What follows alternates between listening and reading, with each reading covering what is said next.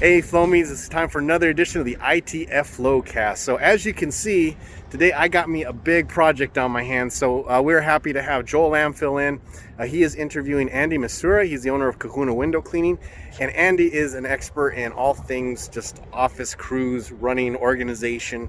He's going to talk about hiring, he's going to talk about being profitable. They have a great conversation about a lot of different things that you as a business owner need to hear. So without further ado, let's listen in on the interview. Hey, everybody. Welcome to the End of the Flow podcast. This is Joel Lamb, your guest host today. I'm joined by Andy Misiura and Kelly Olson. Let's hear a little bit about y'all's company. What's the company name? Yep. It's Kahuna Window Cleaning, and we're out of Minneapolis, St. Paul area in Minnesota. Cool. How did you guys get into the industry? So I was a 14-year-old looking to make some money, come from a big family, and my parents kindly let me know that if I wanted to get a vehicle or anything like that when I was 16, 17, it would have to be bought and paid for by myself, including the insurance and everything like that. So I was looking for some easy ways to make money. I didn't have a whole lot to start with. There weren't a whole lot of places that would hire a 14, 15-year-old. And so I don't know how exactly, but I got into my head that window cleaning would be a good option. I knew that my cousin out in Pennsylvania did some window cleaning. Mm-hmm. But I didn't really talk to him about it. I just kind of got the idea from him and started when I was early in high school. I wasn't old enough to drive, and my mom had to drive us to some of our first customers and just wait out in the van while I serviced the client at 14. I don't know who would hire a 14-year-old. They must have been. I was giving them a really good deal. That's probably why. But hopefully, I left the windows looking better than they were to begin with. But that's questionable. But anyway. By the time I graduated high school, it was pretty much a full-time occupation for me. And I just kept growing it from there. So how many years have you been in the industry now? I think it's like 14 or 15. No, I have not. It was pretty much a one-man operation right up until like 2015, maybe, is when we decided that we really wanted to grow this thing and hire our first employees. And so most of the way it was just myself. Okay. So Kelly, how did you get into the industry? So I'm not entirely in the industry. But when I met Andy, we actually met on Tinder. I met him 7 years ago, and he was a one-man crew at the time. And he stayed that way for probably a year, which I actually really liked because I work shift work, on 5, off 3. And so with that, I'm working weekends and overnights and stuff, but he just aligned his schedule, to line up with mine. Mm-hmm. So I probably actually held him back for that year, but hey, it all works out in the end. Probably, grow slow and don't rush into it. That's a mistake a lot of people make. So you probably helped them out. Yeah. Yeah. I do actually remember, 7 years ago, I would actually go to work with him sometimes. Oh, wow. So I've probably done about every part of the job. I've answered phones. I've done estimates. I've scheduled. I've gone out and cleaned windows. Just recently, actually, last weekend, I went out and did a Christmas light job with him. So I've done about every aspect of it along the way. That's kind of like my wife. She still has her own job and she works part-time from home, but she still helps out when I need it. She helps out a lot with office work, reception, scheduling, doing our accounting, QuickBooks, different things like that. It's very rare. I have to bribe her big time in order to get her on the glass. But it happens every now and then on rare occasions. So that's awesome. So you were a one-man show for a long time and you decided to hire employees. You had a vision and you wanted to work towards that. So what was your vision? What got you to the point where you decided you wanted to hire?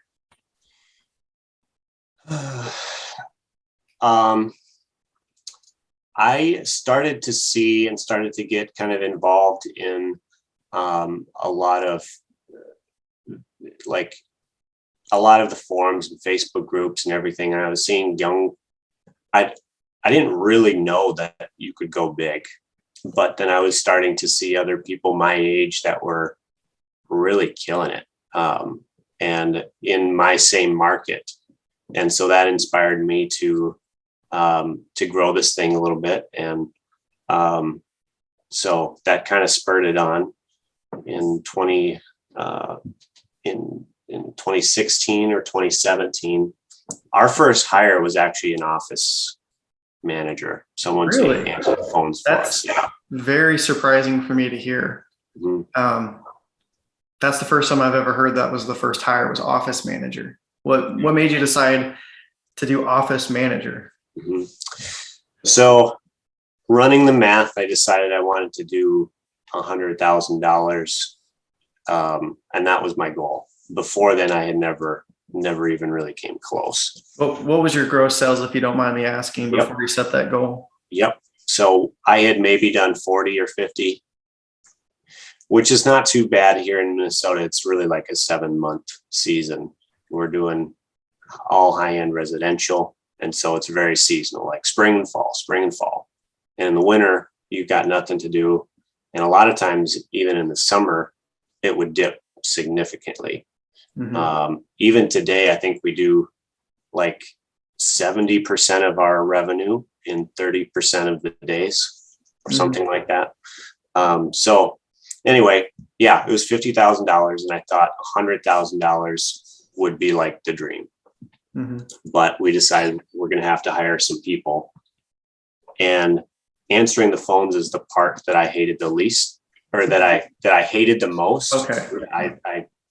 And so that was the part we hired out first. And we hired Emily, who was phenomenal, stayed with us until just a couple of years ago before she decided to move on. But yeah, that was probably the best decision. She allowed us to be able to really grow the business. And shortly after that, we hired a couple technicians and ended up doing over $200,000 that year. So we doubled our revenue goal for that. Do you attribute that massive leap to the office manager or to having more techs in the field?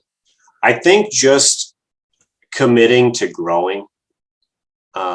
I had been a one-man operation for so long, and I was really nervous about handing off the responsibilities, even of answering the phones. Scary.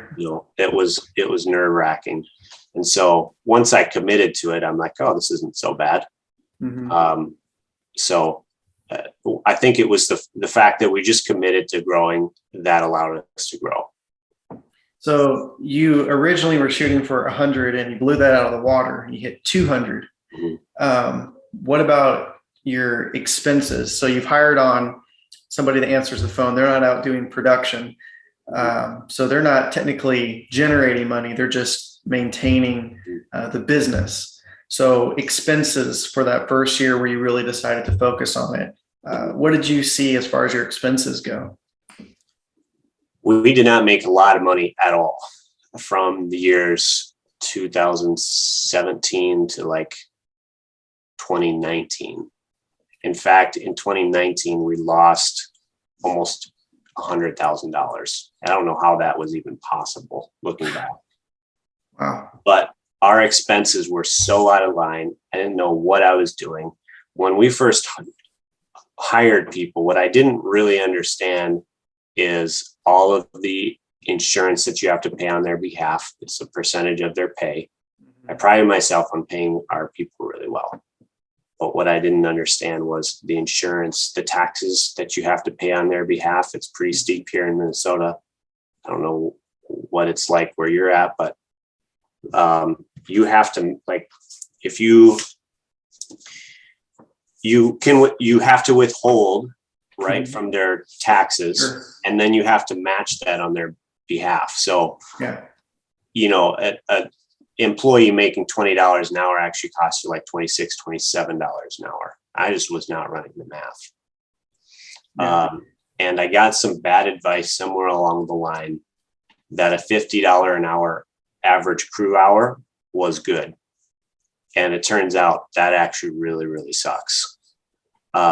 So, I mean, just not paying attention to the numbers and then sure. letting that go for a couple of years, it kind of snowballed into a really bad situation. Which, to be fair, with some of the people listening, they might be, their billable hour might be 50 an hour, and they might be crushing it wherever they are.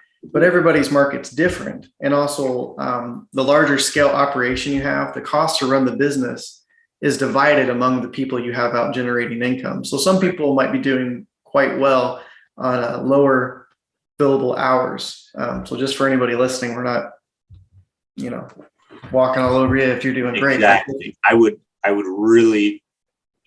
would try to get that number up before you start hiring employees, and especially paying them $20 an hour. Those numbers just do not line up. And so, learned that the hard way, but met a gentleman, Dan Plott, who's now my business partner. Wow. And he has a business doing bookkeeping for window cleaning companies. Mm-hmm. And so he helped me a lot try to get our numbers in line. It turns out he actually owned a window cleaning company right here in Minneapolis too. So he was very generous in helping us get our numbers back online and getting our crew hour up over 100, which then allowed us to start making some money and paying back some serious debt. So I was just having this conversation with a gentleman in the pressure washing industry. We were talking about when you're on site, you start crunching the numbers a little bit in your head. You're like, man, I'm making $100 an hour. I'm doing great. Yep. And maybe depending where you're at, that might be awesome, especially if you come from another industry or perhaps not working for yourself. But it doesn't take very long, especially hiring people, to where you just start watching that money evaporate. And it just feels like, why am I not getting ahead? Why is this amount that I'm making doesn't seem to be enough? So it is interesting to watch where the money goes. So primarily for you, you didn't expect all the taxes up front on top of you're paying, I would say, above average hourly wage for a beginning window cleaner. Starting out, where did you pull your employees from?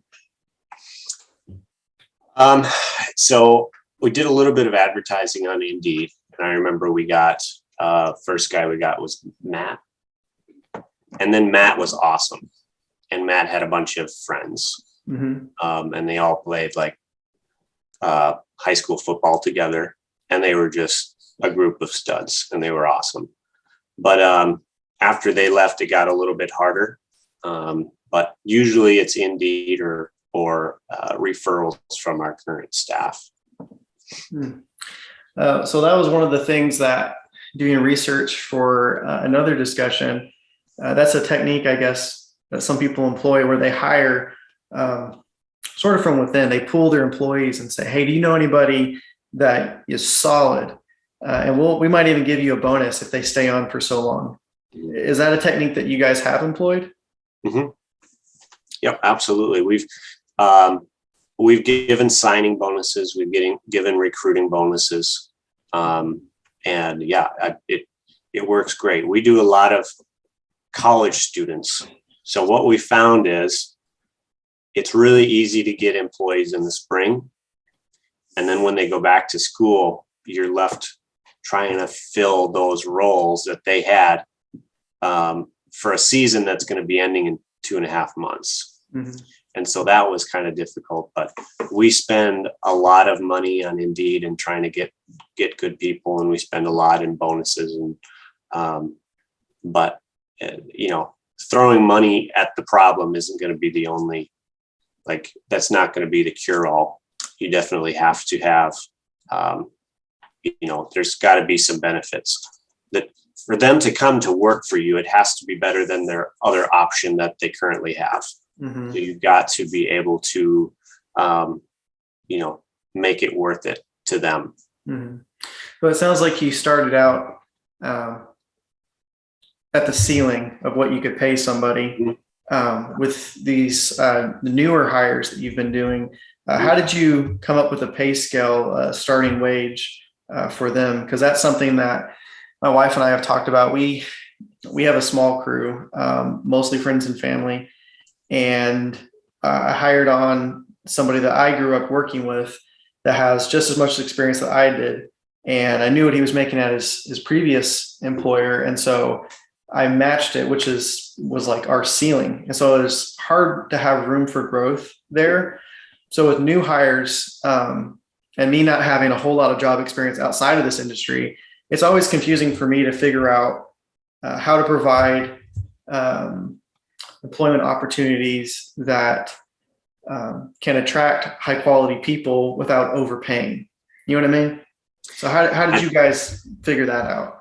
I love this question. I'm glad you asked it because I can knock this one out of the park.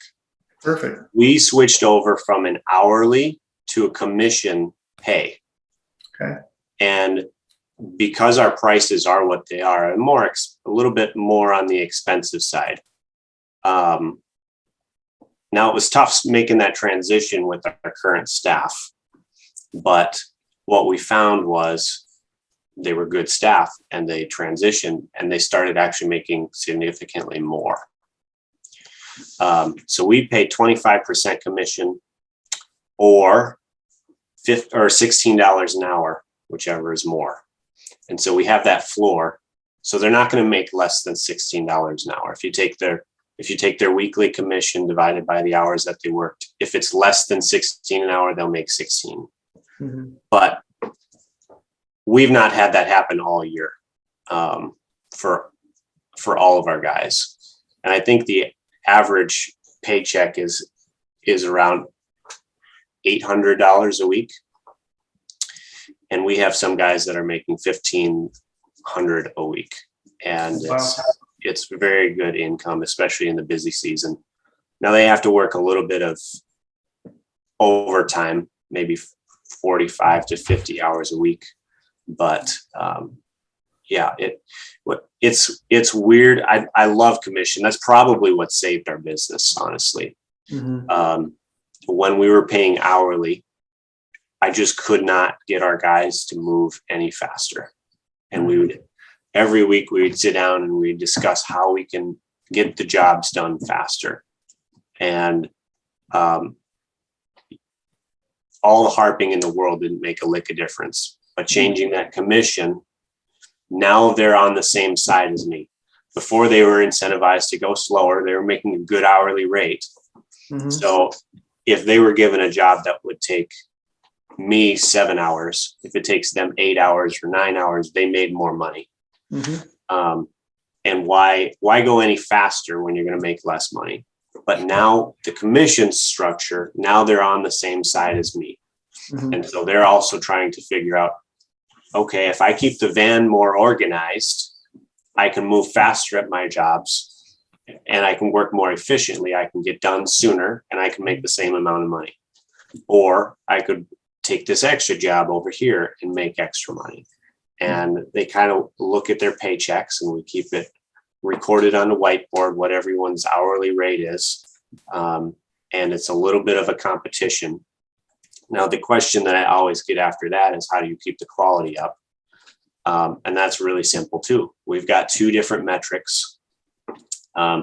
We use Broadly, which is a software that automatically texts the customer and they can rate our technicians on the scale of 1 to 10. And it asks how likely are they to recommend us in the future. Mm-hmm. And so it's a Net Promoter Score, if you've ever heard of that. It's awesome. I love the 1 to 10 mm-hmm. versus the 1 to 5 mm-hmm. because a 4 doesn't really give you the same information as like a 6 on the scale of 1 to 10. That's interesting. So what it does is anything that's a 9 or a 10 is considered a positive. Mm-hmm. Anything from like a 7 or 8, that's considered kind of a neutral. Like they were satisfied with the service, but they weren't thrilled or they weren't blown away. They might, like if a neighbor has a neighborhood discount or something, they might go with that other cleaning company. Anything 6 or below Mhm. is that's a negative. So what it does is it takes your negatives, divides it by your positive, and gives you a net promoter score. And you keep an eye on that per cleaner. So each cleaner has their own net promoter score, and we want to make sure that that stays Mhm. at a really, really high rate. And if they start getting negatives on jobs, then they start making the hourly pay. So they're incentivized to keep their quality score up. Now, I call that the NPS. That's more of the customer service. Mhm. And so are they serving the customer well? Are they making the customer happy? The other side of it, if they're leaving stuff at the job site, or if they have to go back and fix different things, maybe they gave the customer an awesome experience, but they missed one window or they forgot to put one screen back. The customer's happy. They just want their screen put back the right way. So then we have to send that person back out. And that just goes right on their route. They don't get paid a commission to go back and fix something. But that's called an NPI. We call that a non-productive incident. And I got that from a friend of mine, actually. So he can take credit for that. But NPI, non-productive incident, we track all those. Okay. And we track those by company. So every time there's an NPI, it doesn't matter if they broke a landscaping light, or if they damaged some property, put a screen in upside down, left a streak, missed a window, whatever it is, they have to go back out. We call that a non-productive incident. That gets logged. Mhm. And then I want to make sure that we take all of the jobs that we do and divide it by how many NPIs are. I want that to be less than 5%. If it's less than 5% for the company, I know our quality is good. So you're a numbers guy. Yes. I was not originally. I had to become one. Right. But yeah. So and I don't track that per person. I can if I wanted to, Mhm. but I know it's going to be more than 5%, because you have a certain percentage of customers that are going to be really super picky, and you're going to forget stuff, and things are going to break. So basically, you use the MPIs to manage quality control, because if they're making commission and they have to go out and spend time working and they're not making money, or they've already been paid for that, but they're continuing to spend more time, then there's less money for them to make. Exactly. So how does that seem to affect your scheduling at all? Because if you have an MPI and you have to add that to a day, that means there's less work that can be done that day. So how does that affect your scheduling? It was really tough at first. And I'll say the more crews you have, the easier it gets. Really? Yeah. If you don't mind me asking, how many crews are you guys running now? 13, I think. Holy moly. Congratulations. Thank you. Do you think that, did you see like different growing pains at certain levels of crews until you got to a point to where you're cruising? Can you kind of like quantify where the growing pains were at? At 2 or 3, it's tough.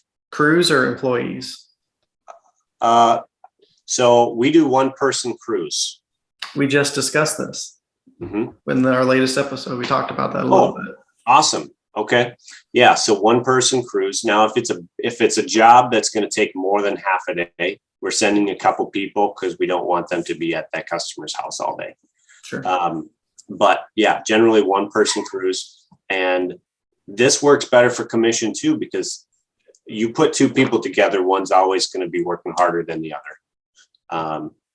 And so if they're making commission, they're only responsible for themselves. And for some reason, guys just go faster when they're by themselves, because they're not waiting for the other guy to go hit that difficult window or whatever. Yeah, we talked a little bit about it and kind of thinking about it afterwards. You're kind of like only as strong as your weakest link. Mm-hmm. So if one guy can do X amount of dollars per day, it doesn't necessarily mean 2 guys can double that amount. Right. So then it's kind of tricky on the management side, scheduling the appropriate amount of work, because you might think that somebody can go faster with 2 people, but it's not always the case. Mm-hmm. Of course, there's pros and cons to both concepts, but that was something that we had discussed. Yep. Have you had my business partner, Dan Plott, on here yet? There, I don't, I don't want to say yes or no to that, but Okay. If you ever do, I don't want to steal his thunder, but I'll super nerdy math guy. He is a phenomenal guy. I'm going to give him a quick shout out. But Dan, he's a really fun guy, very charismatic, funny. He's always got a beer in his hand. He's from Wisconsin, so he's got kind of a weird accent, kind of like me, except a little bit worse. not weird. And but like super smart, triple majored in college.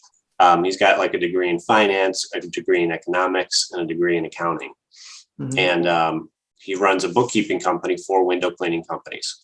Mm-hmm. He's run the math 100 different ways. You actually save on time and you save on fuel doing one-man operations, because if you split out, you've got 3 jobs. I don't know if I'm going to get this just right. Say you have 6 jobs you have to do that day. You send one crew of 2 to go do those 6 jobs. They've got, how many drives is that? We work this out. You've got 1, 2, 3, 4, 5, 6, 7, 8 drives, right? Or if you break that up into 2 people, you have fewer drives back and forth from between the jobs and everything like that. So you actually spend a lot less time in the truck with one-man operations. And so not only that, but you have less drama, you have less issues. We found, in our opinion, we don't have the data on this, but we think it's safer because guys aren't leaving stuff places.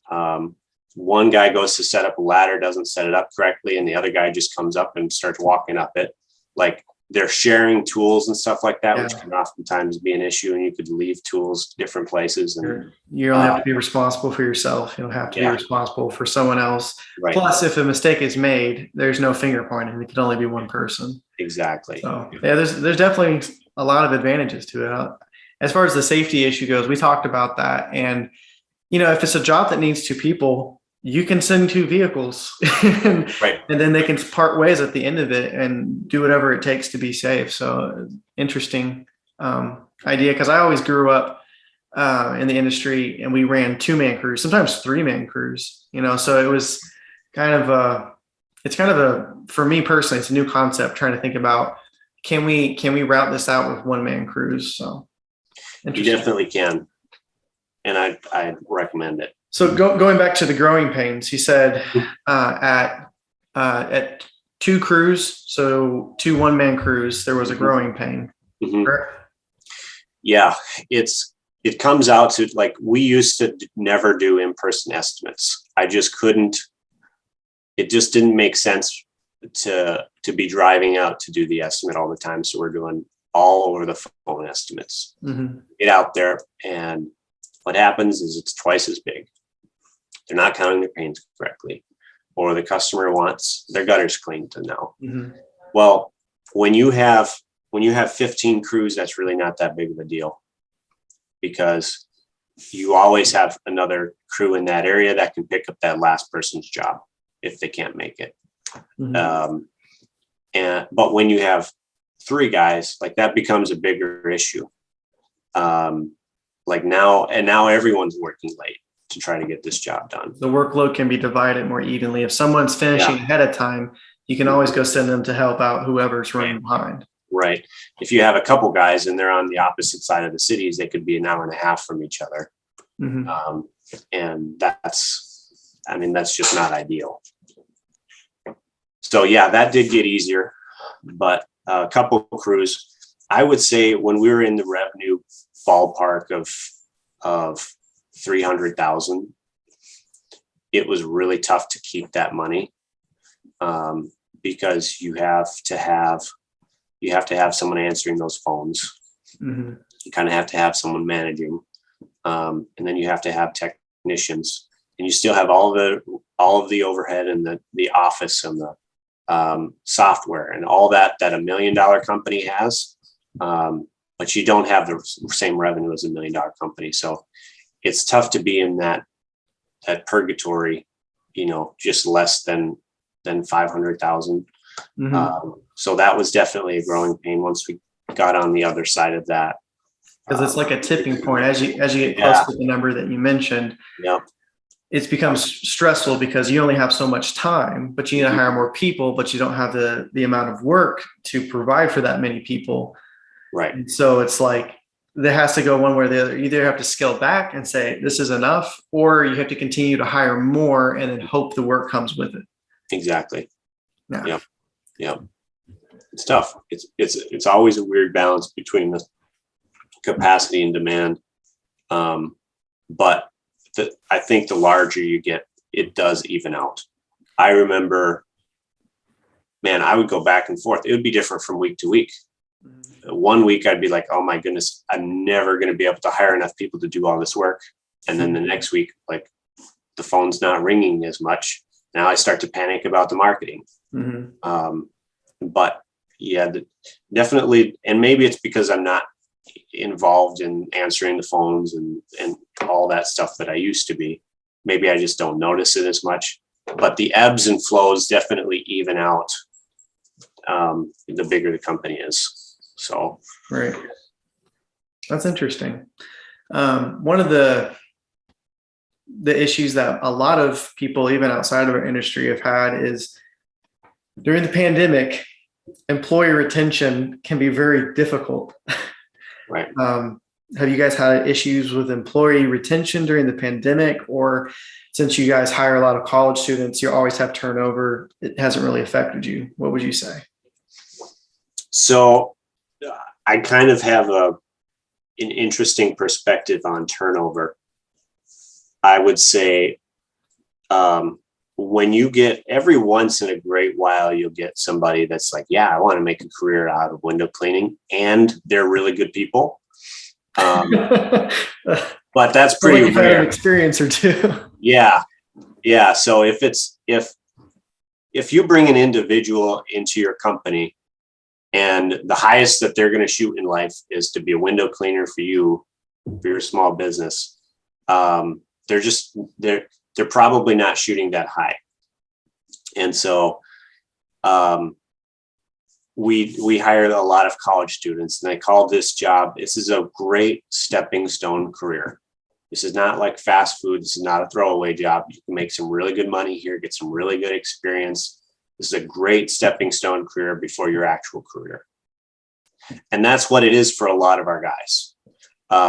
Now, every once in a while, you'll get some people that want to stay on full time for a few years. And then you want to give them avenues for them to take over different leadership roles. We've got Brent, who's been with Dan Plott before we partnered with him. He was with him for 8 years. We've got a new guy, Joey, that just started with us, and he's absolutely excellent, a bit of a gearhead. So we put him in charge of like fixing our pressure washers and making sure all the vans have oil changes. We made him the equipment manager. We've got Cynthia, who started with us. She was absolutely phenomenal right off the bat. We made her the salesperson. And so we had Leah, who actually applied to be a technician of ours. And we'd noticed the potential in her right away. And we put her directly into our general manager role. So, when you have those people that want to stay with you full time, make sure that they have avenues to go. But a lot of the people are looking to make good money. They're working their way through school. Maybe they're taking a couple of years off of school. Maybe they don't know what they want to do yet, and that's cool too. But the best quality people, I think, are going to look at your job as kind of a stepping stone career. So just get really good at finding those people and training them as quickly as possible so that they can do a good job and they're making good money commission, and just get really good at training people and hiring people a lot. So you actually don't view the turnover as a negative, because it allows you to find these high quality people who, in your opinion, are going, if they're any good, they're probably going to leave you at a certain point. Mm-hmm. So you actually embrace the turnover. So going back to the pandemic, you really didn't notice a difference as far as turnover, correct? That's kind of what I'm assuming. For whatever reason, this has been the best hiring year we've ever had. Best quality people, best team. And I say that every year. I think it gets a little bit better. But yeah, I mean, we have 2 former employees that are in law school together. So we're hiring future, we have like one guy's a chiropractor now. We've got a couple that are in law school. They're going on to do really cool things. That's a good, high quality person. Mm-hmm. And they're going to be a good representation of your company. The fact that they're only with you for a couple of years, that shouldn't be that big of a deal. So no, we don't view the turnover as a negative thing. As far as the pandemic, I don't know that that's made it harder, but it's definitely given people more options. Mm-hmm. And I would say it just trying to become a really good option is important. Okay. So yeah, I think we picked up a couple people that got actually laid off because of the pandemic. Mm-hmm. Maybe they were working in a restaurant or something like that, but it didn't seem to slow us down. Now we have been spending a lot more money on Indeed, but we've hired more people this year. So I don't have it. Indeed got a lot more expensive because everyone's kind of competing with everyone. Mm-hmm. Like I'm competing with the landscaper, or I'm competing with the restaurant trying to hire wait staff. Right. So we're all competing with each other, and we're all spending money on Indeed, or whatever job hiring boards. So the ads get more expensive. Right. But is Indeed your primary source to find new employees? It's where most of the eyeballs are. We'll get a hand. Like we might get a few applicants from like Craigslist or Facebook, but most of them are coming through Indeed. Yeah. So here's a question. You have several more employees than I do. You've had your own business for a few years longer than I have. Kind of researching about employees. One of the faux pas or mistakes that people make a lot is they hire friends and family. Mm-hmm. Did you experience that? I had no issue hiring friends, but I could see how it could be an issue if you get the wrong people. Mm-hmm. Family.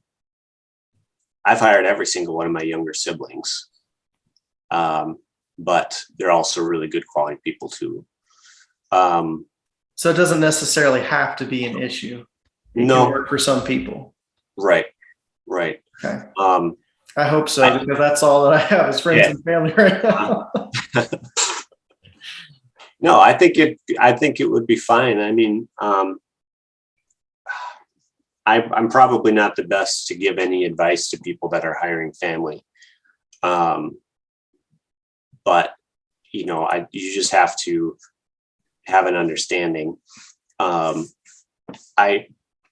One frustration that I did have hiring my younger brother is that he didn't really look at it as a real job.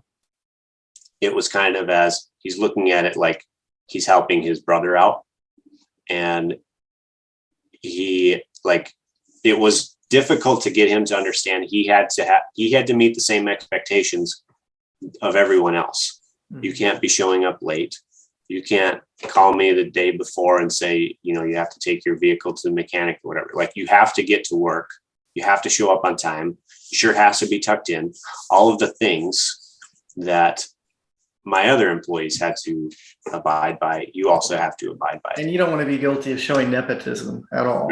Right. So if you expect a level of quality from somebody, you have to keep that across the board, even with family. Mm-hmm.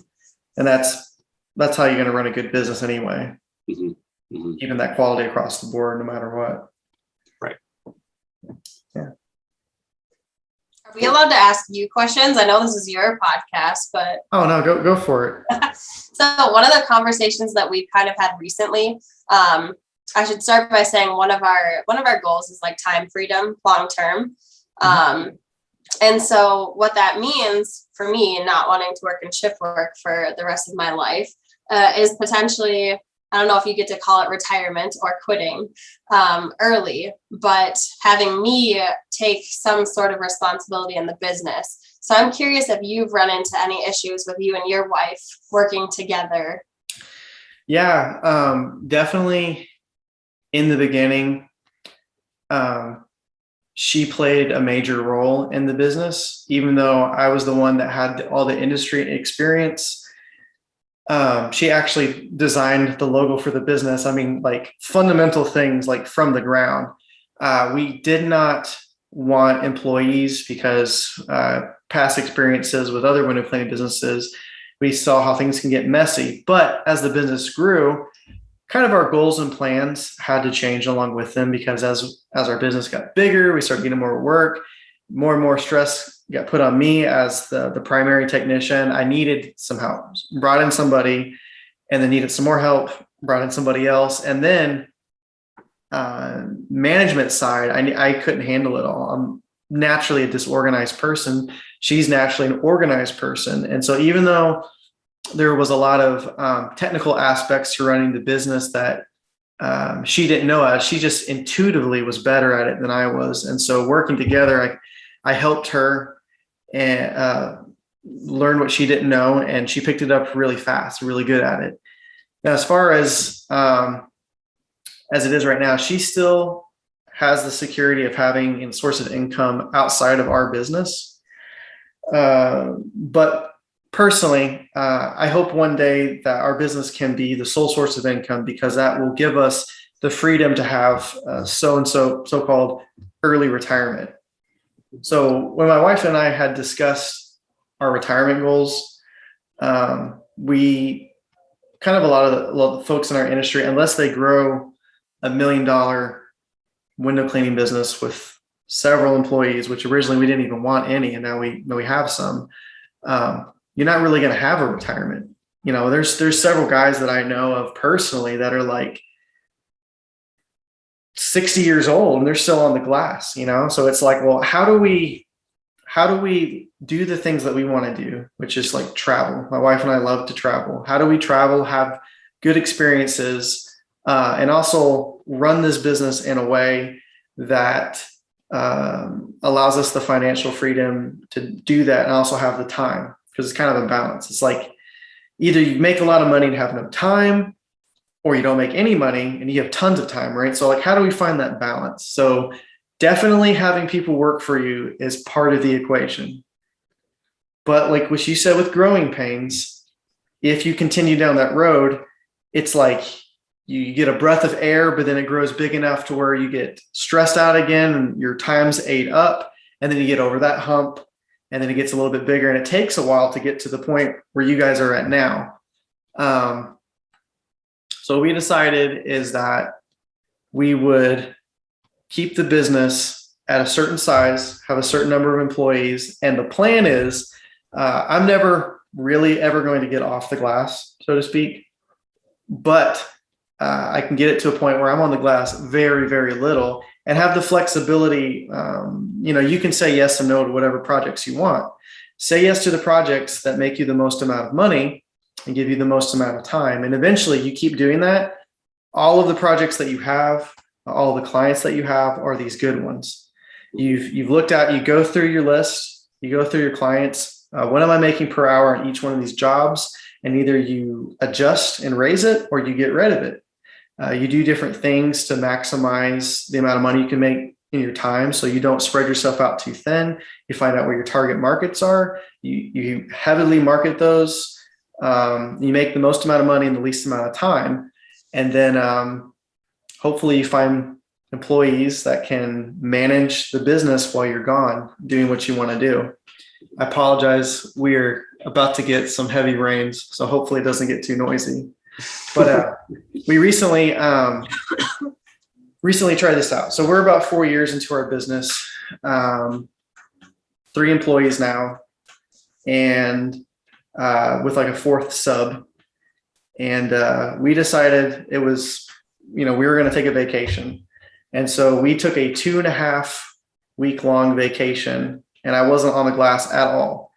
Didn't mean that I didn't work though. because there are still things I had to do the employees can't do because I haven't hired out the type of office staff that you guys did. So there was like, I still had to do payroll, still had to answer some phones, automated voicemail and emails, schedule estimates, different things like that. But for the most part, we were able to manage the business and still be away doing the things typically you would think of somebody in a retirement age group would be able to do. So we're not able to do that all the time, but multiple times a year, our goal is to do that. So the 2.5 week long vacation was a success. The people that we had working for us were very responsible. They took care of the clients, provided a high level quality of work, and we had very few issues. So that's probably not going to always be the case. But what we're hoping is that whether or not the people that we have working for us stay with us or leave us, we're hoping to continue to be selective about who we have working for us and then delegate responsibility enough to where we can have retirement. And so it doesn't mean that we won't ever be able to just stop working completely. So I'm not sure if that answers your question as far as my wife goes. As our business has grown, she's been able and has had to take on more responsibility, but our income level has grown as well, which gives us, because we're selective with the jobs that we take and our scheduling, it's allowed us a little bit of financial freedom and also a little bit of freedom with our time to do the things that we want to do. Mm-hmm. Yeah, that's awesome. Man, well, awesome job taking a 2-week vacation. And this was like during the summer, right? This was like during your this was in we were gone for almost the whole month of September, which nice.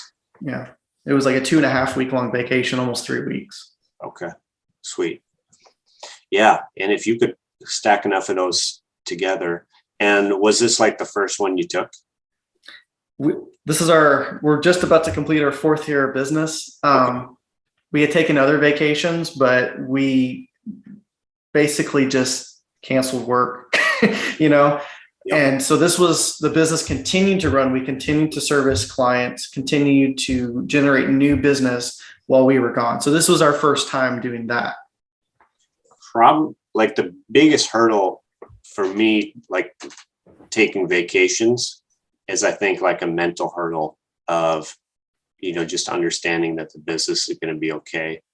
It's not going to burn down without you.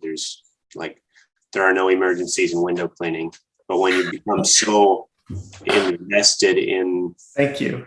I love that you said that. Whenever we get a call and it's an emergency window cleaning, it's like, really, like, what situation are we talking about here? Like, the person needs sunlight to live, and there's like mud on the glass. I don't understand what emergency window cleaning is. Yeah, exactly. I say that all the time, but man, some customers can be very persistent. Right. But I think the biggest hurdle is a mental hurdle, and you just do it that enough times, and you stack enough of those vacations together. That's pretty much retirement. And like you said, you could use, like, if you're trying to keep your company at a certain size, you can always dial up the profit. Like if you're hitting that capacity of employees that you're comfortable with, you just raise your prices a little bit, and probably some of your customers drop off, but now you've increased your profit across the board. So I worked for another business and was in a management position, and we were talking about how to make the business more profitable, how to increase our billable hour. And so we did a lot of like commercial route work. And at the time, this was like a nearly 30-year-old business. And some of these jobs had been being done for forever. So we had like $5 accounts, right. It's crazy. So like, we were like, okay, well, let's raise the minimum. And we're like, well, what do you raise it to? It's like, I don't know. So like we started testing our market. And so we had a minimum of $20. So you take a $5 account and now it's $20. You've significantly raised the price of that, and people were just fine. And so like profitability just started going up and up and up and up. Right. So like, it taught me at that point, it's okay to test your market. It's okay to figure out what your service is worth, because you're never really going to find that out unless you test your market. And so we do that too. If we're running super tight, we've got a lot of, over the summer, we have a lot of campuses that we do, and our schedule gets super tight. So we're doing these large accounts, and residential wants to be squeezed in there. You know, a new residential account, we're going to be charging premium prices because our time is at a premium at that point. So like you said, you can always scale up profitability, because if you're at where you want to be at, you are the decision maker. You shouldn't have to be forced to continue to take on accounts because you have a finite amount of time. So increase your profit. It allows you more flexibility to reward your workers or people that are, soldiering alongside you during that point. And they can take over more responsibility and be rewarded for taking on more responsibility because you've raised your profitability. That's kind of, for the past few years, that's kind of what my wife and I have discussed, and we kind of preach that a little bit, but to each their own. people, I don't know if we just don't talk about this enough, but if your profit is 20%, and like the bigger you get, the smaller that number gets. So I just picked 20%.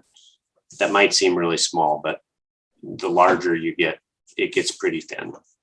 Right. If your profit margin is 20% and you increase your prices 20%, you've just doubled your income. And if you have fewer people, if you have fewer customers, then you just hire fewer employees. Exactly. And you're just fine. I just discussed this before, and I even interviewed this gentleman. One of my former bosses was a former president of the IWCA, and he had at the time, he was like the only president that had 100% residential company. So that means he didn't do any like high rise, right? So this guy did a ton of houses, and he had bought and sold a lot of window cleaning businesses. And he told me that actually letting go of business, you can actually make more money by saying no. So like what he did is he, like I said, like he figured out where his best money was. And then if it was outside of that radius, he just let that go. And he was able to focus on what was actually good. I remember it may have been my father-in-law, somebody I respect in business. He said that you'll make your first $1 million saying yes to everything, and your next $1 million by saying no. I like that. I like that a lot. Yeah. So there's a lot of wisdom out there in those ideas and concepts, because especially starting out, I mean, when we started out 4 years ago, like we were literally taking anything and everything because we just didn't have anything. But the larger we got and the more our time was precious, we started looking at the billable hour, which is another thing my former boss was always preaching to me, is you have to know your numbers. If don't come to me for advice unless you know your numbers, what your P&Ls are. So just letting go of stuff that didn't make as good as other, or stuff that was under what our billable needed to be. So that all of those little choices, some of them are big choices, but little choices along the way start steering you towards the point where early retirement, or even just like typical retirement, is possible for a window cleaner or window cleaning company in this industry. Yeah, that's good. When I first started the business, I remember, also, I have customers that have been with me since I was in high school. Oh, wow. Back then, I did not know. I did not have any idea what I'm supposed to be pricing this stuff at. And so their price is probably 10x in some instances. But, it's tough when you're friends with this person and you've done their windows every single time. Like I used to be worse, but super nice. I'm non-confrontational. Like I'll get out to this job and they actually have twice as many panes as they told me over the phone. I'm like, I'll just do it this one time because I don't want to tell the customer their price is going to double. And so I would hold on to those customers for a long time. And it would just eat me up inside. And so, you know, it was a frustrating thing. When we started doing commission though, now my employees, like, they're going to make sure that we're charging the proper amount because they're getting a percentage of that. That's interesting. So that really helped me. And now when I go do estimates, I not only have to keep my profit in mind, I also have to keep their hourly rate in mind. And that keeps me kind of from, you know, having a really low price in hopes that I get this account and then that account. Mm-hmm. It makes me bid every single job so that we make money on every single one, mm-hmm. because our technicians also need to hit a certain hourly rate that they're used to doing. That is very interesting. We're getting close to an hour. Any other questions you had before we wrap up? I don't think so. Time flies when you're having fun, I guess. Yeah. So kind of in a review, we talked about turnover. You guys pointed out turnover is not necessarily a bad thing because that's how you find the good ones. And then the good ones probably aren't going to stay on for forever anyway. Talked about profitability and efficiency. One-man crews can be extremely efficient. That's an interesting concept for me to think about. We talked about retirement, how to get there, different ways that we're all trying out. Anyway, it's been really fun, guys. Andy, Kelly, both, thank you for your time. Thanks for being on the End of the Flow podcast, the Flowcast. And we'll see you guys later. Have a good one. Absolutely. Thanks for having us. Bye.